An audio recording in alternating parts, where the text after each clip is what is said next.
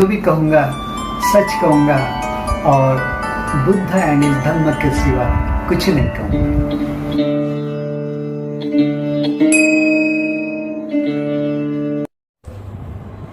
Dear friends, जय भीम। आज हम लोग बुद्ध और उनका धम्म इस किताब में जो 8 खंड है उसके बारे में हम लोग जानेंगे कि बाबा साहब ने इस 8 खंडों को कैसा सही तरीके से कलेक्ट किया है। वो काफ़ी सारे लोगों को शायद ही पता नहीं होगा। ओरिजिनली जो बाबा साहब ने किताब लिखा है उसका नाम है द बुद्धा एंड हिज धम्मा,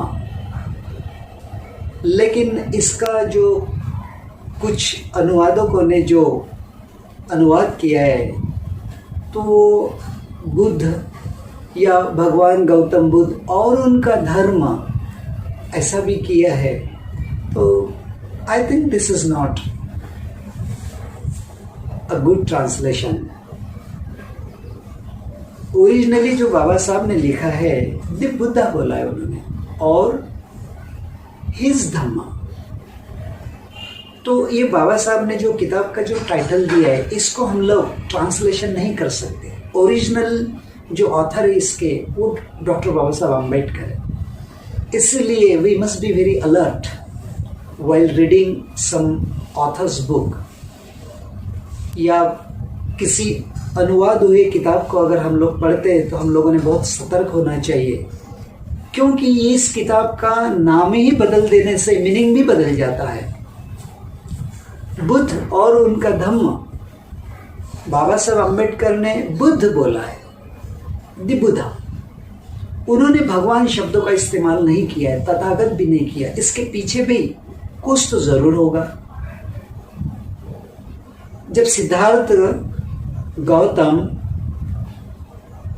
बोधिसत्व ये जब बुद्ध बन गए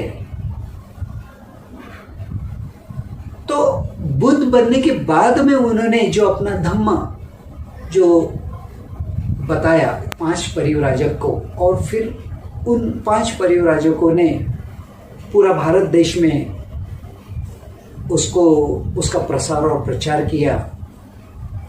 और हम लोग जब उनका धम्म पढ़ते हैं बुद्ध का, तो वो जो किताब है जो बाबा साहब ने लिखा है उस किताब के जो 8 पार्ट्स हैं, 8 खंड, तो वो हमें समझना बहुत ज़रूरी है। पहला खंड का नाम है कि how Bodhisattva Siddhartha became the Buddha. Siddhartha Gautama who was Bodhisattva, how he became the Buddha. लेकिन कुछ किताबों में इसका ट्रांसलेशन ऐसा किया है कि बुद्ध का जन्म।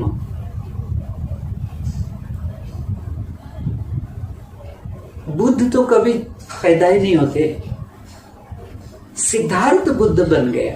तो कॉन्सेप्ट ही अगर रॉन्ग है, बुद्ध का जन्म कैसे हो सकता है? बुद्ध तो बनना पड़ता है। तो यह प्रश्न हमारे मन में उठना चाहिए, और फिर आगे के प्रश्न भी हमारे मन में उठना चाहिए। तो जो सिद्धार्थ, जो प्रिंस, बाद में वो बोधिसत्व हुआ और फिर उसके बाद में वो बुद्ध हुआ। तो पहला जो खंड है वो है सिद्धार्थ कैसे बुद्ध बना। यहां तक बाबा साहब ने सही ढंग से लिखा हुआ है।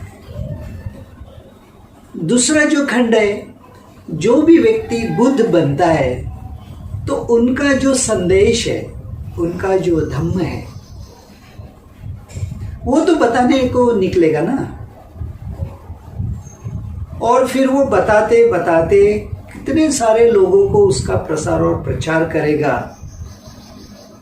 इसीलिए बाबा साहब ने दूसरा जो खंड है उसका नाम लिखा है कि द कैंपेन, दूसरे खंड का नाम है कैंपेन ऑफ कन्वर्जन, धम्म दीक्षा अभियान।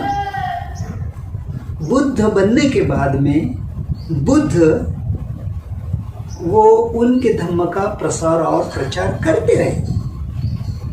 कितने दिन तक करते रहे? तो मृत्यु तक, 45 इयर्स। इसीलिए दूसरा खंड है धम्म दीक्षा अभियान। कैंपेन उन्होंने हाथ में लिया, धम्म का प्रसार और प्रचार करने का जो अभियान उन्होंने चलाया, उसमें फिर 5 परिव्राजक भी आ गए। सारनाथ में जो सबसे पहले बुद्ध ने अपना प्रवचन दिया, वो प्रवचन ही बुद्ध धम्म का सार है, essence of Buddhism, 5 principles of life which is called Panchasilas, the Eightfold Path which is called the path of righteousness, and 10 Paramitas which is called the path of virtues. This is called Dhamma. तो तीसरा जो खंड है, book 3 या part 3 उसे कहिए, What the Buddha taught. तीसरा खंड का नाम है कि बुद्ध ने क्या बताया। तो बाबा साहब ने यहां लिखा है कि बुद्ध ने जो बताया वो काफी सारे लोगों तक सही ढंग से नहीं पहुंचा। इसीलिए बाबा साहब ने यहां लिखा है कि different views of the Buddhas Dhamma, different views. कोई बोलता है बुद्ध का धम्म यह है, कोई बोलते हैं बुद्ध का धम्म यह है, डिफरेंट व्यूज। लेकिन बाबा साहब बोल रहे हैं द बुद्धास ओन क्लासिफिकेशन। जो लोगों को सही ढंग से नहीं समझा, उनको बाबा साहब वहां करेक्ट करना चाहते हैं।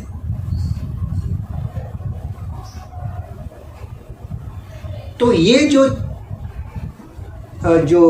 चैप्टर है, ये बहुत इंपॉर्टेंट चैप्टर है, तो ये हम लोगों ने पढ़ना चाहिए। तो तीसरे खंड में ये है कि किन लोगों को बुद्ध का धम्म कैसा समझा, उनके अलग अलग अपने व्यूज हैं। और बाबा साहब फिर आगे लिख रहे हैं कि जो बुद्ध का धम्म है वो क्या है, what is Dhamma,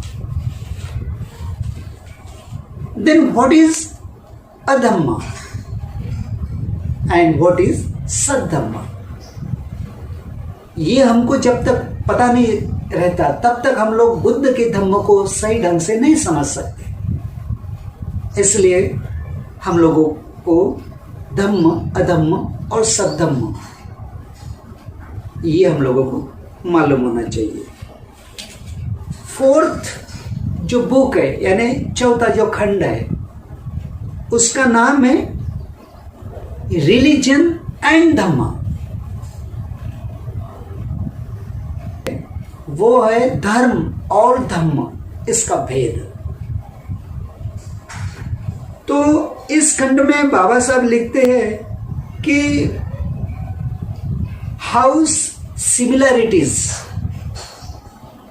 in terminology conceal fundamental differences. धर्म की जो परिभाषा है और धम्म की जो है वो सेम है क्या, और धर्म में जो कुछ सिद्धांत आए हुए, फॉर एग्जाम्पल कर्मा, अहिंसा, रीबर्थ, ये जो रिलीजन यानी धर्म के जो सिद्धांत है, इसी को ही बुद्ध ने अपने धम्म में लिया है क्या? नहीं, कुछ अलग ढंग से है, उसका मीनिंग्स भी अलग है।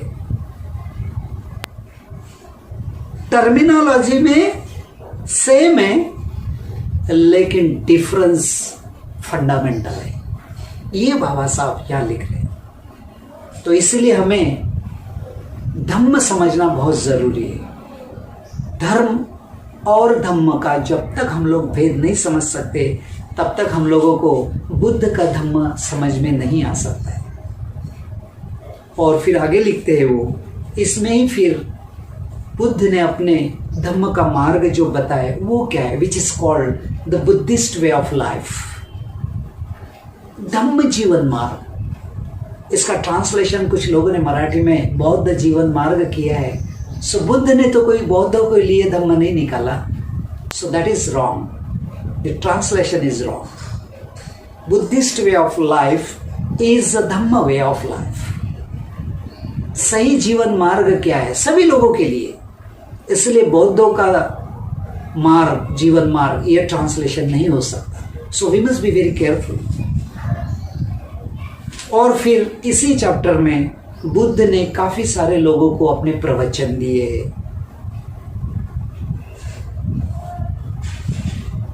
पांचवा जो है वो भिक्खु संघ के लिए। पांचवें खंड का नाम है द संघा। इसमें संघ ने कैसे रहना चाहिए, संघ के क्या नियम हैं, इसमें बुद्ध की जो परिभाषा है संघ के बारे में वो क्या है, वो क्यों भिक्खु निर्माण करना चाहते थे, भिक्खु ने कैसा होना चाहिए, कैसे धर्म का प्रचार करना चाहिए, भिक्खु के लिए क्या विनय है, इन सब बातों का यहाँ पे जिक्र आया हुआ है। पांचवा खंड जो इसका नाम संघ है। छठा जो बुक है, छठा जो खंड है वो है ही एंड हिज कॉन्टेम्पररीज, बुद्धा और उनके समकालीन कॉन्टेम्पररीज। उन लोगों ने जो धम्म जो परिभाषा की है वही बुद्ध की है क्या? उन लोगों को जो परिव्राजक थे, कॉन्टेम्पररीज थे, उनको बुद्ध ने स्वीकार किया अथवा रिजेक्ट किया, उनकी जो टीचिंग्स है वो यहाँ पे दी हुई है। इसीलिए हम लोगों को इसमें उनके कॉन्टेम्पररीज कौन थे और उनके प्रीडिसेसर्स कौन थे, पूर्वज, उनकी टीचिंग बुद्ध ने एक्सेप्ट की या नहीं की, ये इसमें है।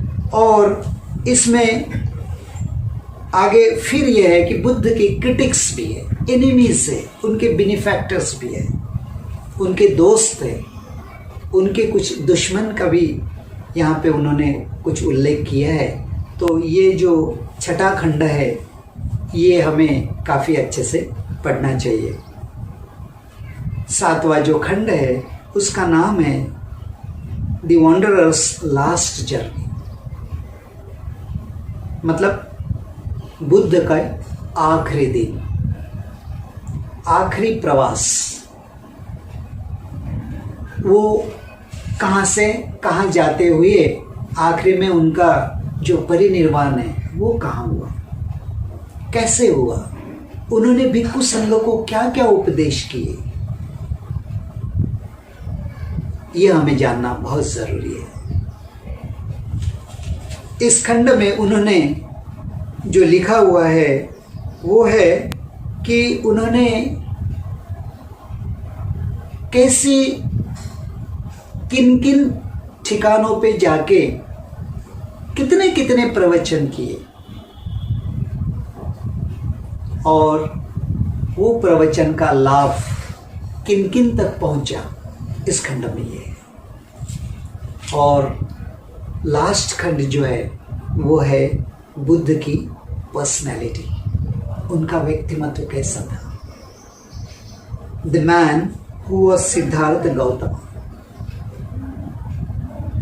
पर्सनैलिटी में उनकी ह्यूमैनिटी, उनकी लाइक्स एंड डिसलाइक्स एंड